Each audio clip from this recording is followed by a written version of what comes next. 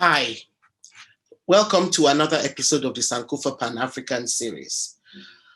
In this episode, we'll be talking to Mirel Leong Akong, an award-winning social entrepreneur, author, and founder of a series of web communities that highlight the beauty of natural hair while exposing the reality of unequal hair rights.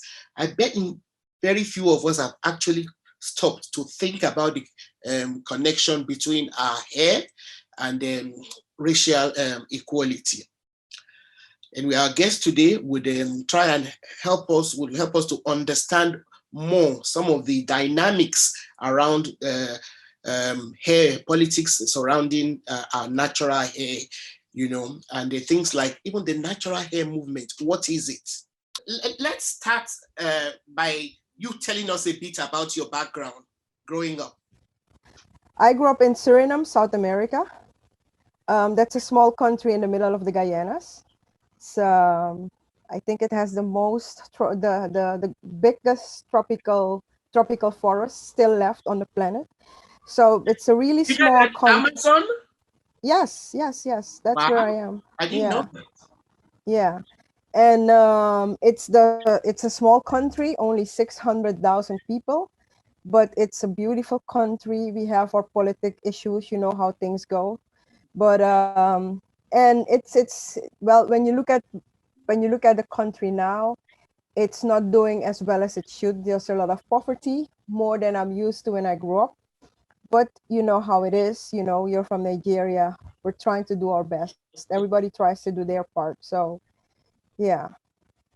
Uh, what about your education? What was it like going to school in Suriname? Education system when I was here in school was really a great education system. It was free for people who couldn't afford it, and you know, just a small allowance for people who couldn't.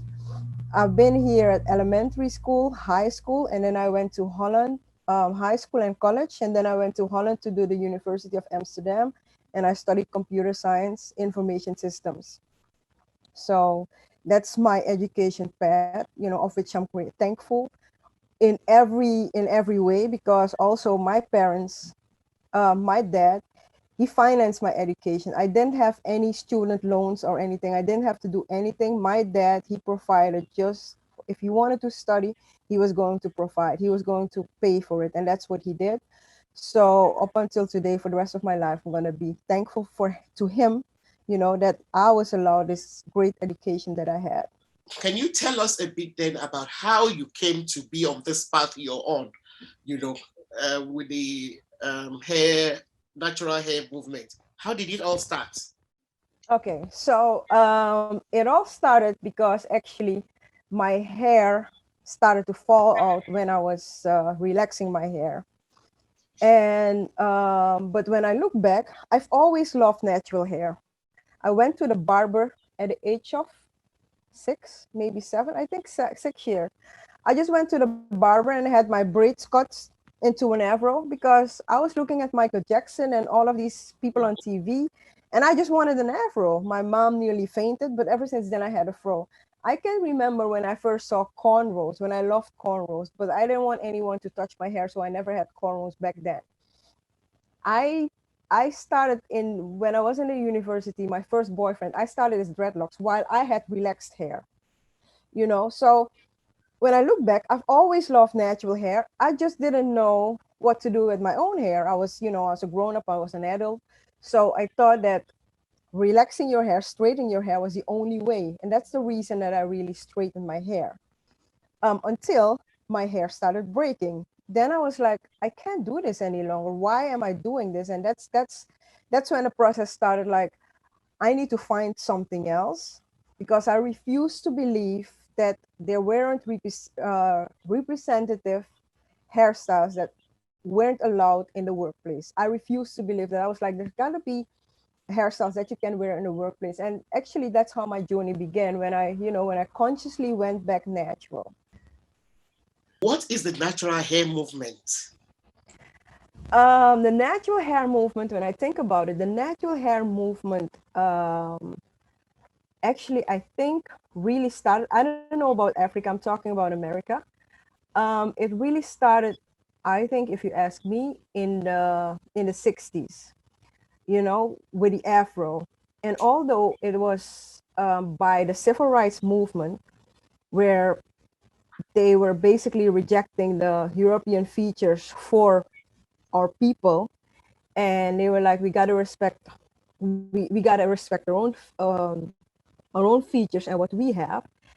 You know, the Afro was the first natural hairstyle that dominated the fashion world. You realize that, right?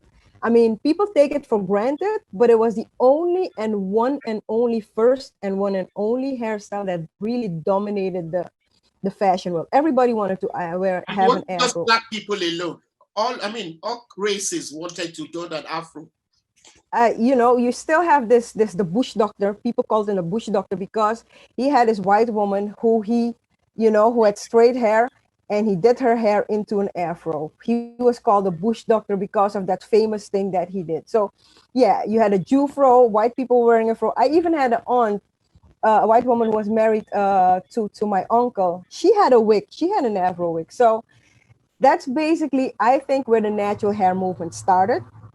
When you look back, it started in the 60s. And then when people had, some of the civil rights, the relaxer was invented. So black women went back to work and massively started relaxing their hair. But then in the 80s, when we had a slapback because so many of us had hair loss, our hair starting breaking massively, then you saw braids coming into the world, entering the workplace. And there was this famous lawsuit in the 80s where of the Marriott Hotel, where this woman, she was first fired, but she won a lawsuit against Marriott because she wanted to wear her braids, and braids were not allowed. They were too ethnic. So she won her lawsuit because, and she said she had straightened her hair broke, and that's why she wore braids. So that's the story of so many of us. And then the natural hair movement that we see now is all based on that history. And that's because the internet allowed us to connect. That's how going-natural.com, my website, started. It allowed, the goal was to allow women on a natural hair journey to connect and support, for products and information. And cruza.com, which is my Dutch website. I also published a book in the Netherlands for the first book about natural hair. So that's basically the natural hair movement that we see now. But we forget like that it started in the 60s. And we also forget to give credit to the hairstylist, to the natural hairstylist. And the natural hairstylists are basically the actually very important. They are the foundation of this movement. While everybody was straightening and relaxing, including me, you know, they kept, they kept their knowledge and basically our hair, stylish and hip. The styles that you see now, they all created so many impressive, incredible styles. So that's the natural hair movement that we see now, based on the 60s and what the natural hair stylists have laid the foundation for. Okay. So backtrack a bit.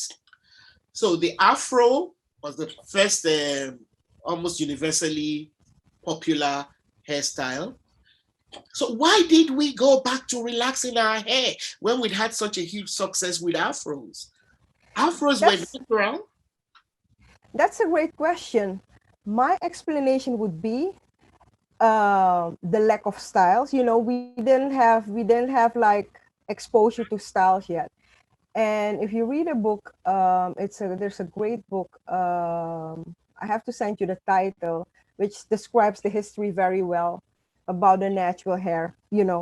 History basically.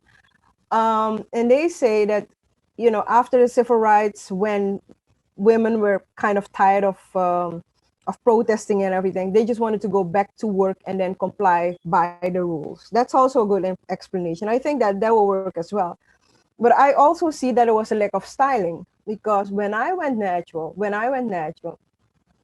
I moved to New York at the right time. And I came and saw, I was at BAM, Dance Africa. And for the first time in my whole life as a black woman, as a black girl, as a black woman, I was surrounded, I was in an area where women predominantly had natural hair. You know what that does to you? You know, I was natural and I was looking for styles. I didn't really know what to do with my hair, just doing extensions. I didn't know how to style my hair. So you come into an environment and you see people with all kinds of styles like that's what my hair can actually do. I went ballistic into pictures, and that's where my book Bad Hair Uprooted comes from. Bad Hair Uprooted: The Untold History of Black Follicles. That's a photo book of pictures that I took, inspired me, because I thought if black women all over the world could see this, we wouldn't have that much damage. I don't even mind the relaxing as much. The damage is where I draw the line. And it's more than the damage that you do to your physical hair, isn't it?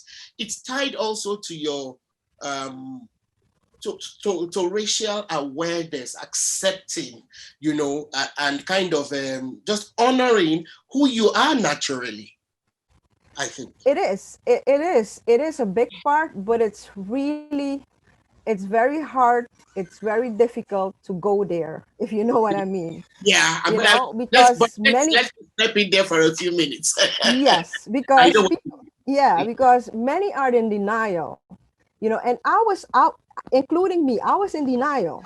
I was obsessively, compulsively straightening my hair, almost beyond damage. You know, up until that point, I was like, and that's where I draw the line. I mean, because women will say like, I love my hair, I love myself, I can do what I want with my hair, and that's very true. It's your prerogative, it's your absolute right, and we are women. You know, we want to try different things. The thing is, I think that had I known more about the natural hairstyles and where they allowed in the workplace, and was it not such a big issue to wear natural hair, I might have still relaxed my hair, but I wouldn't have relaxed it beyond damage. So when I talk to people, I tell them like, of course you have the right to do with your hair whatever you want. But think about it. When you obsessively compulsively straightening your hair and it's breaking, you have to think about what you're doing and why you're doing it. Because it's like being in an abusive relationship with with your husband or with your partner or with whomever. You can say you love him, but he keeps beating you. Are you still going to love him? Are you still going to stay? You have to think about why you're doing that to yourself and to your hair. And there are women who really don't care, and today their hair is green, the next day it's purple, and they can be natural and they can have a weave tomorrow. You have those people too. They don't have hair issues. But what I've seen, if you look at the majority of what we're doing, and we're all responsible, 73% of black women, it's not 1%, it's not 2%, 73% of black women are suffering from what they call relaxer-induced alopecia, Ooh. which is damage caused by the way we treat our hair with relaxers and weaves. Mm. So that number should tell you something. I mean, 2% of white girls have bulimia, and there's a worldwide campaign, Yeah. right? 73% of black women suffer from relaxer-induced alopecia, and no one is talking about it. Mm. Black babies are born with the most hair on their head. Mm. By the time we are teenagers, we suffer the most hair loss. We Mm. have to face, we have to face this as a cultural issue. Mm. We have to be real about it. We can't be in denial about what we're doing to ourselves and to our children. And there's the economics of it too. I mean, there's a huge industry out there, you know, making products for people to relax their hair and things like that, making money out of this um, often self-inflicted damage to our hair. So it's not just cultural; it's also economic as well. Yeah, but here's the thing: when you look at the black, when you look at the black hair industry, Black women are driving it, feeding it, and everything. We are the inventors, we are the creators, but who's earning the most money? Because nobody, you know, the white people didn't come to us like, here's how you weave or how you braid. The black women are inventors. I mean, and we are super smart because when we weren't allowed to wear our natural hairstyles in the workplace, we started to straighten our hair because we want jobs, right? But then And our then hair the gets, one that actually stopped us from wearing our hair natural. yes, that's a big issue. Our hair is still not accepted in the workplace. There's a reason for, I always say, like, black women aren't stupid. We are basically the ones, who helped survive slavery. We were there, we did it all. So we are not stupid. We are more than survivors. We are thrivers. So that's what you see with our hair. We come with, we, we invent stuff, and then big companies come and they market it because they have more money, and then they get away with the industry. So we have to be more mindful about that too. At the Human Rights Commission, at the New York Human Rights Commission, I held a speech where I said, like, if you look at the damage that we do to ourselves, besides that, the economic damage that we do to ourselves, we spend 9 times more than any other ethnic group on our hair. The industry is a $9 billion business, Wow. or $6 billion business. So 2.4 billion a year from our community goes into hair that's mainly damaging us, and it's not coming to us, it's just taken from us. So we really have to be mindful about what we're doing with our hair and how we're spending, because it touches nearly every aspect of our lives. Yeah. This discussion will be continued in the next episode.